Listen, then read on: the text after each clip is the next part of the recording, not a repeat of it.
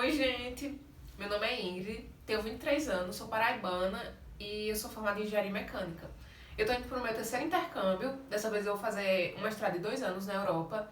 E eu criei esse canal para compartilhar dicas, informações de viagem. Eu resolvi fazer esse primeiro vídeo do canal contando minha trajetória nesses 3 primeiros intercâmbios e como foi para chegar até aqui, que é o meu mestrado de 2 anos, com bolsa 100% na área de energias renováveis. Eu resolvi dividir esse vídeo em 2. Porque se eu fizer tudo no vídeo só, vai virar um podcast.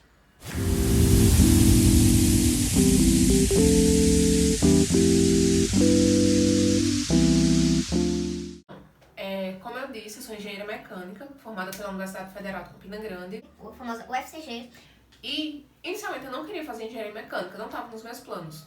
Quando eu estava no ensino médio, eu queria fazer engenharia aeronáutica no ITA, que, é super famoso, prestigiado, não sei o quê.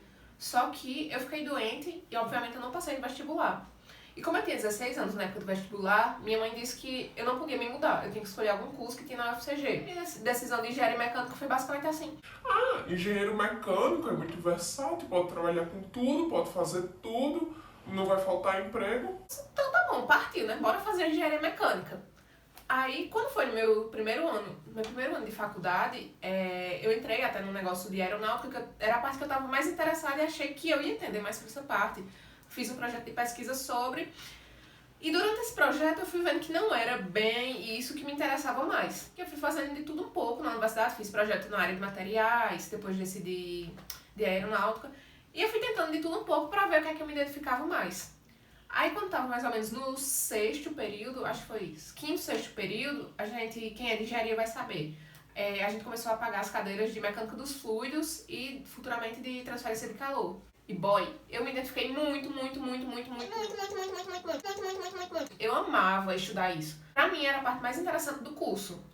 E daí que nessa mesma época, mais ou menos, eu comecei a fazer um projeto que era de energia eólica. Mas não era exatamente de energia eólica propriamente dito. Era mais de a parte de materiais, de conformação, produção assim, voltado pra energia eólica. Aí, nessa mesma época, eu fui pro meu primeiro intercâmbio. O meu primeiro intercâmbio, ele foi para Brighton, que é uma cidadezinha no sul da Inglaterra, mais ou menos 100 quilômetros, ou são 100 milhas de Londres.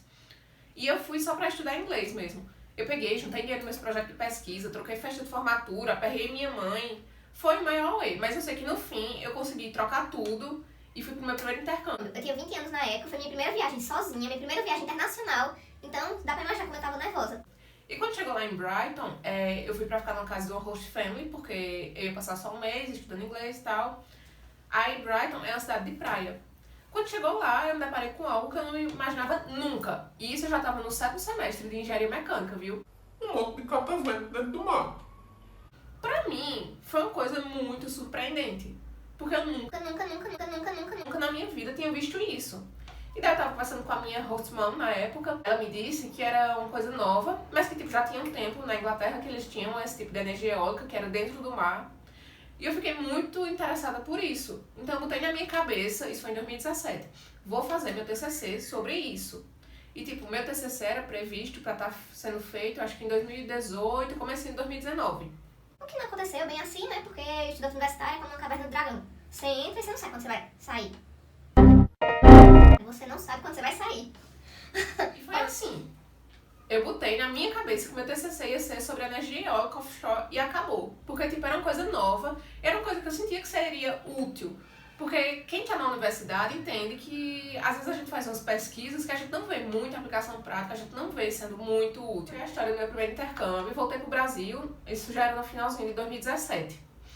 Aí, eu sempre tive muita vontade de fazer intercâmbio. Eu já entrei na faculdade pensando, nossa, vou fazer Ciências Sem Fronteiras, Mas a pessoa é cagada, acontece o quê? Quando eu tava no meu 2º semestre, eu já tinha nota do TOEFL e tudo pra ir, acabou Ciências Sem Fronteiras. E daí que, eu não tinha mais a opção de Ciências Sem Fronteiras. Só tinha agora um tipo de intercâmbio disponível, que era o BRAFTEC. E ainda assim, teve corte do governo, corte de bolsa, tudo. Tinha uma vaga pra minha turma inteira. E isso era o quê? Outubro, mais ou menos. Quando fosse em fevereiro, a gente tinha que fazer a prova de francês e tinha que ter nível B1. Que pra quem não sabe, é um nível assim, intermediário, mas um pouquinho avançado. Meti o louco pra estudar francês. Estudei. Eu só faltei ficar doida. Não teve férias, não teve fim de semana, não teve feriado, teve nada. Eu estudei francês como nunca na minha vida. Então, eu coloquei na minha cabeça que mesmo que eu não passasse, eu ia fazer de tudo que estava ao meu alcance pra tentar conseguir essa bolsa. Tipo, se eu não passasse, ok, mas eu teria feito minha parte. Eu não sei, as coisas cooperaram muito pra dar certo, eu acabei conseguindo a bolsa. E daí que quando eu fui escolher meu curso, minhas disciplinas na Universidade da França, eu fui pra UNISA de Lyon e eu tinha a opção de, ou fazer engenharia mecânica ou fazer engenharia de energias.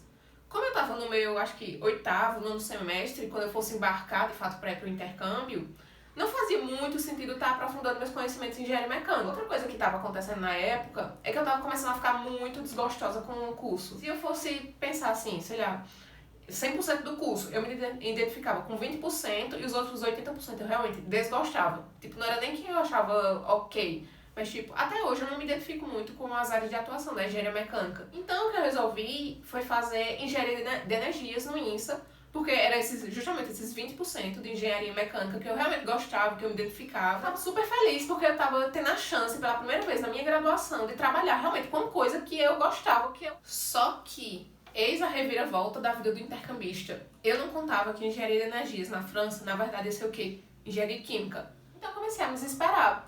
Mas, tipo, era o tipo de coisa que eu me desesperava, mas eu também gostava de estudar, me sentia desafiada, era uma coisa que eu achava interessante. Então era tipo chorando e estudando, mas tipo gostando, sabe? Teve outro ponto, assim, outra viradinha de chave lá na França, que foi uma disciplina chamada PPP, que mudou muito a minha cabeça em relação a isso. Porque a disciplina de PPP é basicamente o quê? Projeto, profissional e pessoal. E eles batiam muito na tecla que você tinha que sair direcionando suas escolhas para atingir um caminho que você quisesse ter lá na frente. E no Brasil a cultura da gente é um pouco diferente. O importante é você ter um emprego. Ponto. Isso virou muito minha chave. Porque, como eu disse a vocês, quando eu estava na faculdade, eu pegava o projeto que tinha, a bolsa que tinha, eu fui fazendo de tudo um pouco. E no fim, eu não tinha nada tão direcionado, tão específico assim. Eu tinha muito tempo livre, né? Porque eu não estava estudando, estava só estagiando. E nessa coisa de não ficar tão ociosa, eu comecei a fazer meu TCC por conta própria. Eu não falei com ninguém, só comecei a baixar livro, comecei a estudar, escrever. Pra quando chegasse no Brasil, eu já estava um pouquinho mais aliviada. E eu cheguei no Brasil com meu TCC praticamente pronto, só para defender e me formar. Eu cheguei no Brasil em setembro de 2019 e comecei a terminar o TCC. E nessa mesma história, acho que todo mundo que se forma passa por essa fase meio bosta, né? De tipo, o que é que eu vou fazer da minha vida? E agora? Me formei, qual é o próximo passo? Procuro emprego, me mudo, faço mestrado, o que é que eu faço? Então juntou essa crise do recém-formado com a minha crise de volta pro intercâmbio, com a minha crise de odeio engenharia mecânica e com a minha crise de tipo, não sei se eu quero voltar pra fora, porque eu sou muito apegada à minha família. Eu decidi que eu ia tirar, depois que eu me formasse, né, eu cheguei aqui em setembro, eu me formava em dezembro, eu decidi que eu ia tirar 6 meses só pra pensar o que eu ia fazer da minha vida. Quando eu tava lá na França ainda, sei lá, uns 6 meses antes, escrevendo meu TCC, eu comentei com a minha mãe, nossa, tô gostando muito de estudar esse assunto, não sei o que. Ela, e por que você não faz um mestrado sobre isso? E tipo, de fato seria uma ótima ideia. Só que o problema é que não tinha nenhum mestrado com esse tema no Brasil. Aí minha mãe, por que você não faz na Europa? Aí fiquei, não, é muito difícil, é muito caro, é muito impossível, não sei o que, você tem que se preparar com 1 ano de antecedência. E eu não queria perder 1 ano da minha vida, sinceramente. Se eu tivesse que esperar 1 ano e meio ainda, eu ia tomar outro rumo na minha vida, ia fazer outro curso, ia fazer qualquer outra coisa. E a ideia do mestrado, pra quem não sabe, a maioria, acho que praticamente todos os mestrados na Europa são pagos. E são muito caros, minha gente. Que varia entre 10 mil e 20 mil euros, 30 mil euros, a anuidade. E era uma coisa impossível, né? Então eu tava nessa, tipo, minha mãe tinha dito que eu devia tentar, só que ao mesmo tempo ela não tava confiante o suficiente, porque eu cheguei aqui em setembro, e se eu quisesse realmente aproveitar as aplicações que iam acontecer no começo de janeiro até abril, mais ou menos, eu tinha que fazer o TOEFL em dezembro. E os países que são bem fortes nessa área que eu gosto eram o quê? Holanda, Dinamarca e Reino Unido. E são todos países muito caros.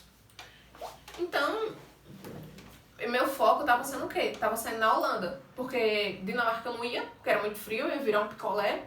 Reino Unido é Libra e a anuidade lá era mais cara, então sobrava a Holanda, que é um país que é com euro, a anuidade era na faixa de 10 mil euros, eu tinha juntado um certo dinheiro no meu intercâmbio, então trancos e barrancos ia dar pra fazer.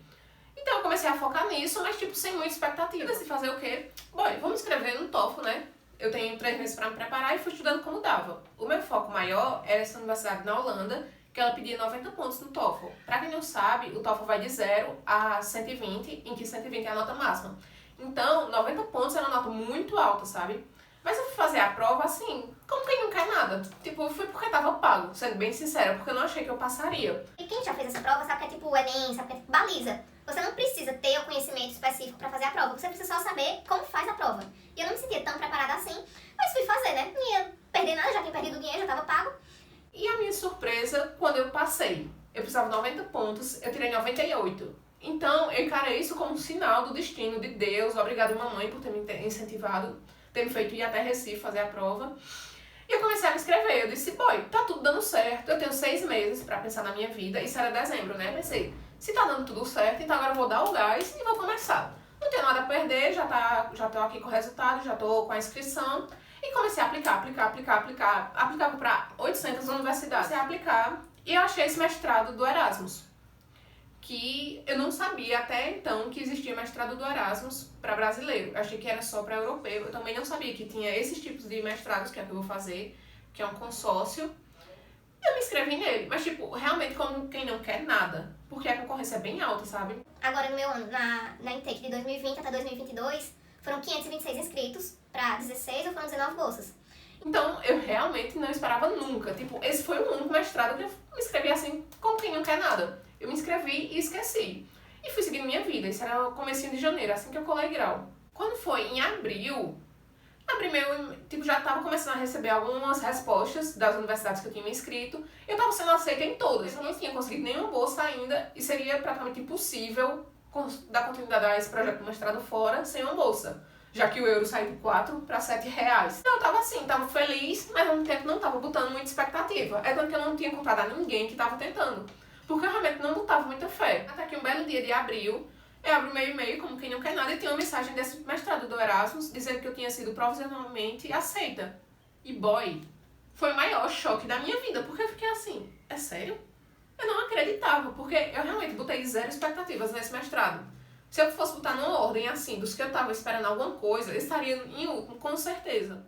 Mas basicamente, essa foi a história, um pouco resumida. Mas não muito, porque eu sou um pouquinho tagarela. De como eu cheguei nesse meu terceiro intercâmbio, que agora é um mestrado de 2 anos. Eu vou fazer outro vídeo contando detalhes assim do mestrado, da seleção, de como concorrer, tudo isso, pra não ficar tão longo. Eu espero que vocês tenham gostado da minha trajetória. Acho que esse vídeo foi importante para entender um pouquinho quem eu sou, entender como eu cheguei aqui. Eu espero que vocês tenham gostado do vídeo. Eu espero que ajude alguém a dar o gás, a ter ânimo.